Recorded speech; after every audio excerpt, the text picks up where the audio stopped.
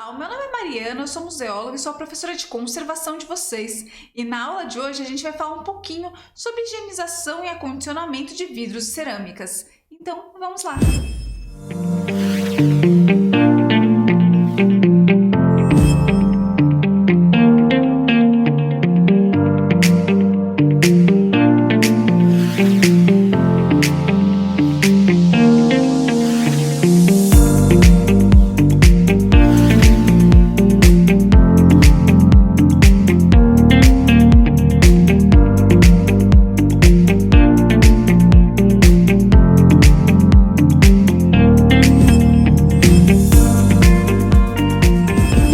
Essa aula é a continuação da aula anterior, quando a gente falou um pouquinho sobre acervos de madeira. A gente vai nas próximas aulas falar sobre algumas outras tipologias e como tratar cada uma delas. Na aula de hoje, a gente vai conhecer um pouquinho mais sobre vidros e cerâmicas, como eu comentei anteriormente.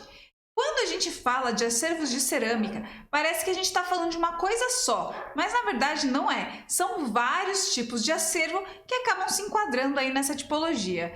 A gente está falando de porcelanas, faianças, grés, a gente está falando de vestígios arqueológicos, a gente está falando de cerâmicas vidradas ou mesmo douradas. E esses são apenas alguns dos vários exemplos que a gente pode citar quando a gente se refere a esse tipo de material. De uma forma geral, a gente pode dividir os materiais cerâmicos em quatro.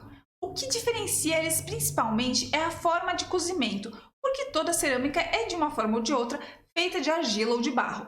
Mas a temperatura de cozimento e o tratamento que ela sofre após o seu cozimento é que vai indicar a qual tipo ela pertence. Então a gente tem a cerâmica de baixa temperatura. Um forte exemplo disso são os materiais arqueológicos guaranis, por exemplo, as urnas funerárias, os vestígios de poteria e a gente tem, por exemplo, também aqueles vasos que a gente costuma ver greco-romanos em filme, trabalhados. Eles são em baixa temperatura, eles possuem essa característica mais porosa e mais grossa.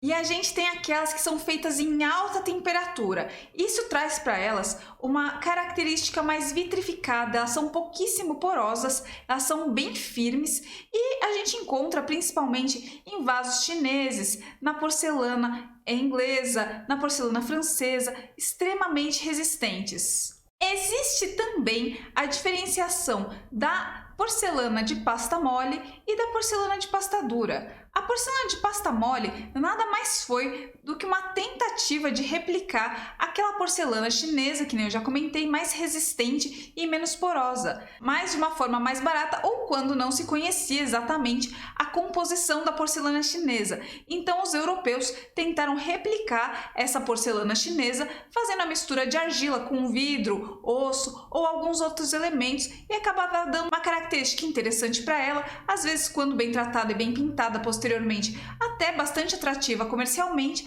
mas não tinha a qualidade e a resistência do que uma porcelana de pasta dura. Essa porcelana de pasta dura, normalmente ela é feita com argila chinesa e alguns outros materiais, como pedra da China inglesa, enfim. A principal diferença de ambas, além da própria aparência, é a durabilidade.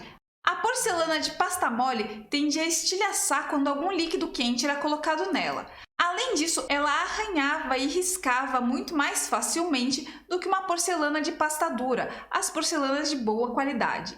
O interessante desses materiais cerâmicos é que eles podem ser encontrados em praticamente todos os museus, porque eles estão presentes no nosso cotidiano, no nosso dia a dia. A gente pode encontrar tanto em objetos domésticos, em museus históricos ou em museus casas.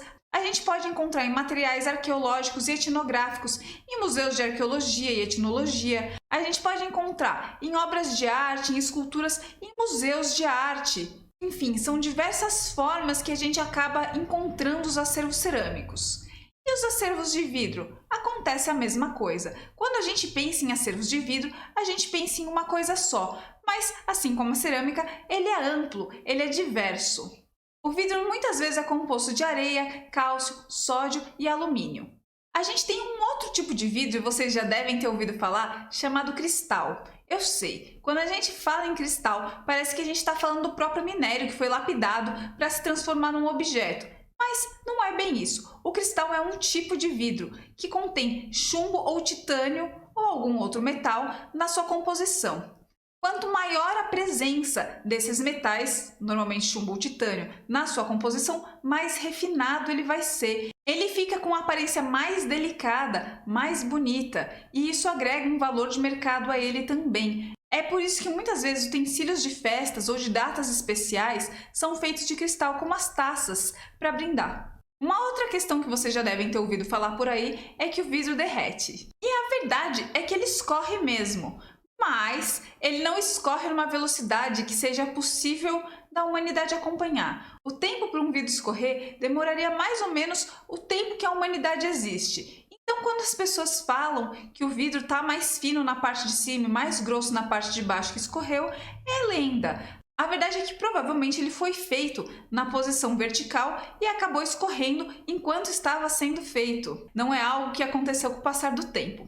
Uma outra característica interessante do vidro é que ele é um dos poucos materiais que não é nem líquido nem sólido. Eu sei que parece estranho falar isso, porque a gente toca nele e, é claro, ele parece sólido, ele não tem essa textura de líquido, mas ele não está sólido. Se você fizer uma leitura dele no microscópio, você vai ver que as moléculas dele estão mais próximas a moléculas de um objeto líquido do que de um objeto sólido.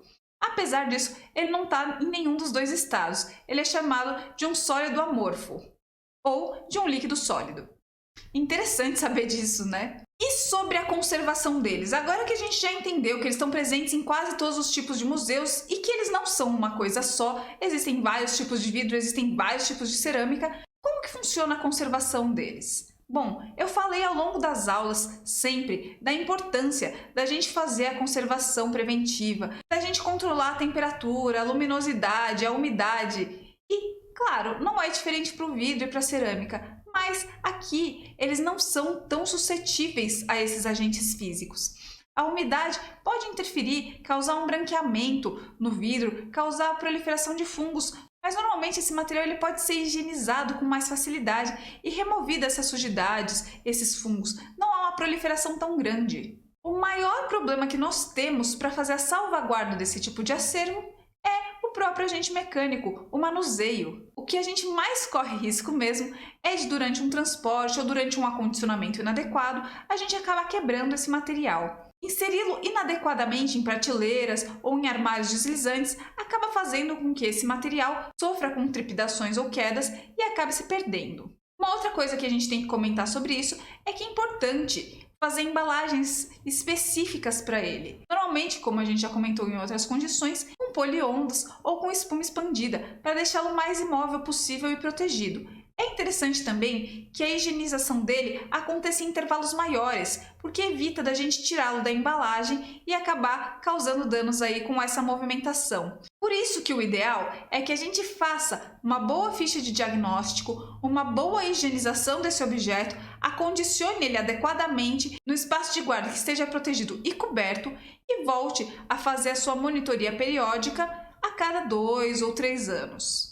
A higienização desse material é relativamente simples. Ela pode ser feita a seco com trinchas e pincéis, como a gente viu no acervo de madeira, e mesmo usando um isopo, ou ela pode ser feita com detergente neutro. Quando eu falo detergente neutro, eu falo um detergente de pH neutro e é relativamente fácil de encontrar. Várias marcas dispõem esse produto.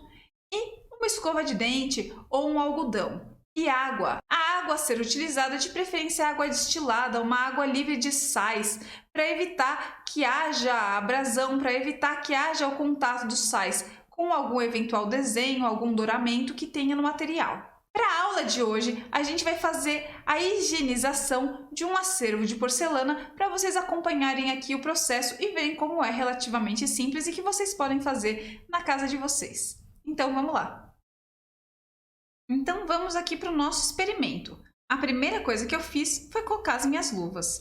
Então eu tenho aqui uma trincha macia, eu tenho uma escova de dentes, também com cerdas macias, eu separei a água e o detergente neutro, algodão, eu peguei esses quadradinhos porque é mais simples, e algumas folhas aí de papel toalha. Tendo o material à mão, eu vou pegar aqui o nosso objeto para fazer a higienização dele. Eu separei essa tampa de porcelana, vocês podem ver que ela tem alguns detalhes em douramento. A primeira coisa que eu vou fazer é a limpeza mecânica dela com a trincha.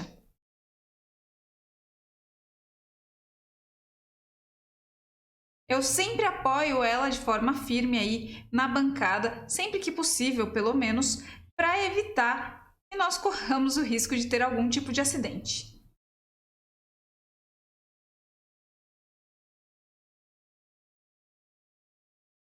Depois dessa higienização com a trincha, eu vou começar a fazer a higienização com a escova de dente. Vou molhar um pouquinho na água, um pouquinho no detergente e começar a trabalhar a superfície com movimentos circulares. Não vou colocar muita força.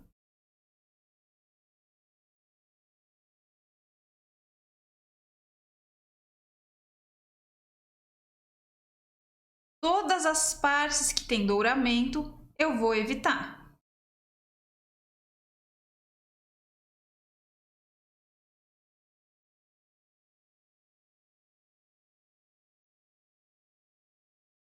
Também não vou passar por cima das partes que tem desenho. A abrasão da escova pode acabar removendo alguma dessas marcas.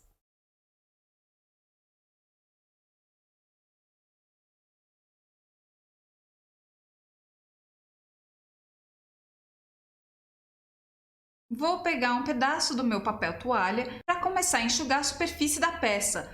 Se ela estiver muito ensaboada e a gente com luva, corre o risco dela escorregar da nossa mão e nós sermos os próprios agentes mecânicos.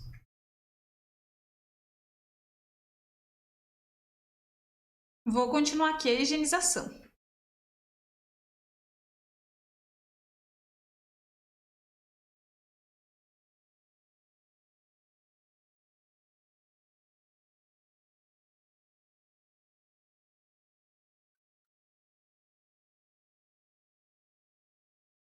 Quando não é possível apoiar na mesa, eu vou apoiar a minha mão na mesa e fazer um suporte da melhor forma possível para evitar que a gente corra o risco de deixar essa peça cair. Agora eu vou pegar o meu algodão, vou também beber em água, colocar um pouquinho de detergente e fazer a higienização das partes que eu não fiz antes, aquelas partes com douramento e com pigmentação. Eu faço isso com o algodão porque ele não é muito abrasivo, ele é bem suave e a gente vai conseguir fazer uma boa higienização sem colocar todos esses detalhes em risco.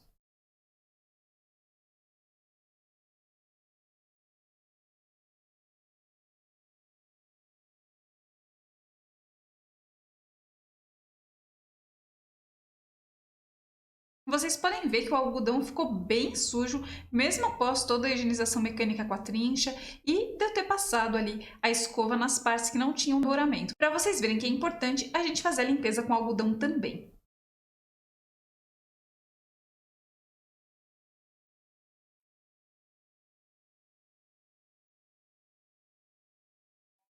E aqui está pronta a nossa higienização.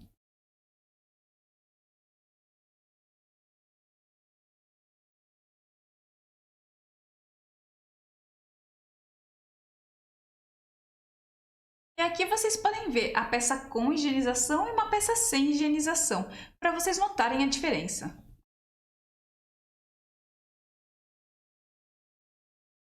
Então é isso, espero que vocês tenham gostado da aula e do experimento e que vocês tenham visto que é bastante simples fazer a higienização de objetos de porcelana. Então a gente já se fala, até a próxima, tchau, tchau!